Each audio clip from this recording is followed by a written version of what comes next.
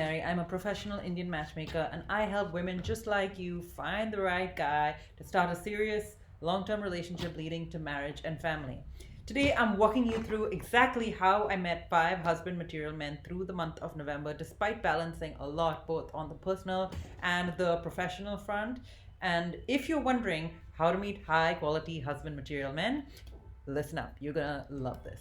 So, first of all, in November, I had about 225 total connections. This is less than the average that I've had this year. Generally, if I'm active, I meet about 1,000 people every month, but November was a little bit less simply because I didn't have a plan for meeting people. And if you've watched my previous videos, you know that when you don't have a plan for how to date and meet new people, you will likely meet no one. So, this is number one. I didn't really go into November with a plan. I was much more focused on other goals, which I'm going to get into shortly. The main ways that I met people through the month of November was at my co working space, amazing venue. It is probably the most or one of the most expensive places in town. It's also super nice and therefore it attracts a lot of interesting, like minded individuals who also value nice workplaces, beautiful aesthetics, an international crowd, and definitely people who also want to meet other people. So, this was one of the main places that I met people both last month and the month prior. Live events, I attended a bunch of live events through a yoga workshop and my gym. And the total number of new connections was about 225. So, as you'll see, the same as in past months, only a very small number of men and women actually asked for my number or Instagram. I find that these days, guys will not ask for your number, they'll ask for your Instagram. And one of the guys who asked me out said, "Can I have your Instagram?" And I was like, "Okay." And then he followed up that same night and said, would you like to go out for a coffee? So, out of all of these 225 people that I met, I am only in touch with two people, and I'll explain why shortly. But this follows the rule of 30% that I teach inside the Perfect Match program, where I teach you how to meet a man you can imagine marrying. So, if you'd like more information on how I can help you actually find a husband, click the link below. This 1% success rate, so about one husband for every 100 people who you meet, is very standard and it tends to be true for all of my students no matter where they live. So, as soon as November started, I began planning for the future. I had a laser focus the entire month on setting up my life for success in 2025. What does that mean? First of all, my main goal for the month was to hire a new member for my team. I didn't succeed at this goal. I think I just didn't plan properly and I didn't realize what a project it would be, but I haven't yet hired this person as of filming this video. I wanted to find a trainer for my fitness goal, so also something that I'm doing, but I at least have a short list of trainers. I'm going to sign up for tennis lessons, so this is something that I've wanted to do for a while, and I was like, how can I vary my fitness routine? Okay, let me try tennis lessons. Setting up my home to support my business and personal life. Currently, I work exclusively from my co-working space, which is great, but I don't really have a home office. I don't want to have a place for doing these videos, and I'd really like to have that in 2025. So I put a massive emphasis on making sure that I have this. And finally, working with a coach to up-level my mindset. As I was writing down my 2025 goals, which I did at the beginning of the month of November, I realized that there were a lot of areas of my life where I felt like I couldn't do it. I was a little afraid. I was like, can I really manage this? And the same month, I also found this coach and I started working with her on the premise that she helped me achieve these specific goals I had outlined by the end of March, basically. So we just have a 3-month contract for the moment. We've set some really ambitious goals, and she's helping me work through my mindset so that I can actually achieve them. Here is what went well. Oh, yeah, finally, I also scheduled a lot of fun on my calendar. I am really good at getting things done, and I'm in a phase of life where I place a lot of my time and energy on my health and fitness, on meeting husband material men, and on my work, on growing my business. Therefore, I sometimes forget to have fun. So I sat down this month and I planned out all of my holidays for the next 3 months and some tentative plans for the rest of 2025. This way, I know I have guaranteed opportunities to have fun, unwind, and relax to keep a bit of balance. Let's talk about what went well in November in terms of how I organized my time and had good energy overall. I was incredibly consistent with my fitness. So, to be clear, this is a pattern that started about 15 years ago when I first started going to the gym. And since September this year, I have been going to the gym more regularly as my main source of fitness. This month, I went to the gym every single day, 30 days out of 30. I also went to a yoga workshop where I learned some new positions, as you can see in the image here. And I really enjoyed having this regular commitment to myself through the gym. It taught me that no matter what I'm doing, if I'm making progress in my fitness goals, if I'm strengthening my body, increasing my muscle mass, then the month feels like a win no matter what happens in my personal or professional life otherwise. I also focused on having fun. I started going to more yoga workshops, which I love doing, reading novels more, also something that I hadn't done the previous month, going to live events to meet new people, and making new friends as well.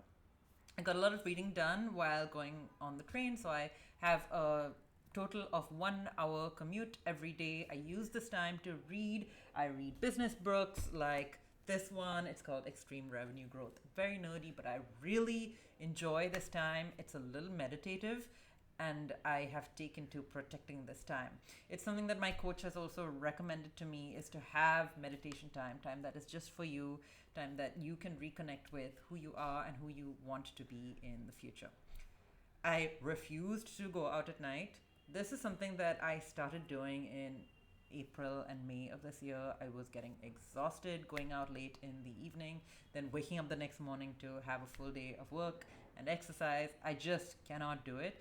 So I said to myself, I'm gonna not go out at night at all. And I realized that I could still meet all my goals of getting fit, growing in my career, and meeting husband material men without going out after 8 p.m. at night ever. This was really awesome. And finally, I began working with a new coach who is helping me improve my mindset so that I can achieve all of these goals and see them as easy, as simple to achieve as long as I follow a series of certain steps. The biggest bonus of this month was that I caught up with a childhood friend. We hadn't really spent time together in the last 20 years at all, and we spent so much time together over the past 1 week. I realized this was entirely because we share the same lifestyle values and mindset today, and it was so cool that despite that we have this past in common, it doesn't guarantee that we have a future connection. But just by focusing on our shared lifestyle values and mindset, we have so much to talk about. We really enjoy each other's company. It's really easy to be together without trying. And this is my relationship with her is a metaphor for how you can bring more like-minded people into your life in general by simply focusing on your lifestyle values and mindset. For most of the last 10 years, I have been living in Europe. Holidays are really common. All of my friends always worked for European organizations, and so everyone was always taking holiday. And if I dated a European guy, he would have tons of holiday. I'm self employed, so I can decide how much holiday I want. But this year, I was following a mentor who said you should work as much as possible. So that's what I did. I didn't really plan any holidays, and I discovered that this was a terrible idea. I got so tired, and because I was so tired, I didn't have that mental bandwidth to plan any holidays. I didn't know what I should do for holidays, and therefore I didn't prioritize it. This meant that I was too tired to have energy to go out and meet new people. And I realized that I need regular holidays at least once a month. So what I've done in 2025 is I've blocked out 1 week every single month. Again, this is for my schedule as an entrepreneur where we use holidays as like creative thinking time. I've blocked out 1 week every month plus weekends every month for a total of 150 days where I'm not in front of my screen per year at a minimum, with the goal of doing 180 days of screens in 2026. So I'm really proud of myself, and I've booked these for 2025. I didn't really meet new people this month who I want to have in my life. Again, this comes back to planning. If you don't plan, you are not going to meet husband material men. I met husband material men, but they were not guys that I personally would marry. They were not guys who matched the fundamental criteria on my ideal partner profile. A really good example is my criteria of must have lived abroad and must have lived in a foreign country for a period of time, or worked in a foreign country, or like have some deep relationship in a foreign country. This is on my ideal partner profile.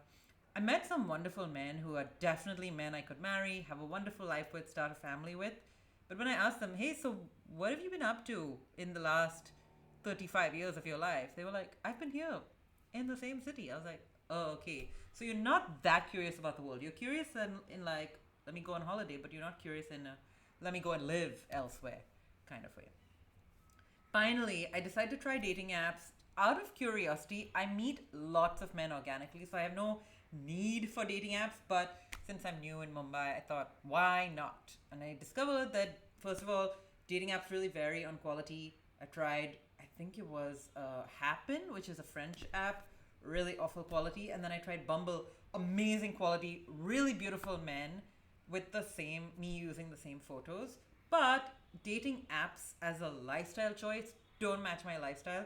I wake up early in the morning, I go to the gym, then I go to my co-working where I meet lots of guys, then I go to events, then I come home. So I use the dating apps at home when I was super tired. My eyes were burning. I could not even focus on the guys' photos. I had no interest, and the rest of my day, I don't do any personal stuff on my phone. I just answer WhatsApp messages from my desktop. So I just didn't have that time to dedicate to the dating apps, and I wasn't willing to come home an hour early and then stare at my phone for an extra hour, which is basically a minimum requirement of what you need to do if you want to meet a guy on a dating app. So I deleted the apps and I've decided to focus exclusively on meeting people organically, which again has been working totally fine.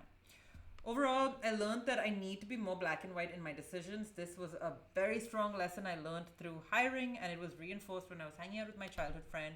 I was like, we're a total match. Like, we have different jobs, different careers, different professions, live in different cities, have different ways we like to spend the weekend, but we match in our lifestyle values and mindset so strongly that I totally enjoyed my time with her. And I was like, it's black and white. You're either yes or no. So when I was hiring, I kept trying to say, maybe this person can work. And I realized that when you say maybe to some people, you end up saying no to the right people because your mental energy is taken. It's the same is true in dating. If you want to attract the right guy, you have to say no to everyone who is not that guy. Even if they're a 98% yes, if they're not a hell yes, they're a no. So told me that their parents or relatives forced them into an arranged marriage because they said, if you don't take this person, you won't find anyone. And I'm here to tell you that is a lie. People love to believe in scarcity because capitalism has brainwashed all of us. The patriarchy has actively brainwashed us through capitalism that there is only one pie and that pie is limited. I faced this idea even while hiring. I know that the right person is out there for me, and one of my friends even called me. She left me a voicemail. She was like, Malika, the world is a big place. If you cannot find the right person for you, you just need to look a bit more. It doesn't mean that they don't exist or that your criteria are too crazy. It just means that you need to keep looking. And my coach told me the same thing. She was like, why do you think your job application is not attracting the right people? The right person for you is out there. So you just need to do a better job of defining your criteria. This is exactly what we do inside the Perfect Match program. We make a crystal clear ideal partner profile so that you can attract a perfect match to what you want for your life rather than settling for what you think is the so-called best of your market. We don't settle. And I fundamentally think that it is wrong to tell women that they should settle out of fear. Again, this is another way to put women down. It's a lesson that I had to learn myself this month because I think that I was trying to settle in some ways as a way of saving time or energy. And then I realized, would future me thank me for settling by choosing the wrong employee? Of course not. And the same with every other area of my life. Hanging out with my childhood friend was such a good reminder because although I didn't try to have to rekindle a relationship with her. It just happened that she was passing through town. I realized that through my relentless focus on what is important to me, I very naturally, organically attracted someone into my life with whom I have a wonderful time, can grow a beautiful relationship just by being relentlessly focused on what I want to embody in terms of the qualities and criteria, what I want to stand for, and what I will not tolerate. That is my November dating report. I hope that you have enjoyed it. If you have any questions, please drop them in the comments below and I'll happily answer them for you. I would also invite you to check out the Perfect Match program below if you'd like to work together to meet a man you can imagine marrying. My name is Malaika Neri. Thank you so much for watching. I'll see you in the next video.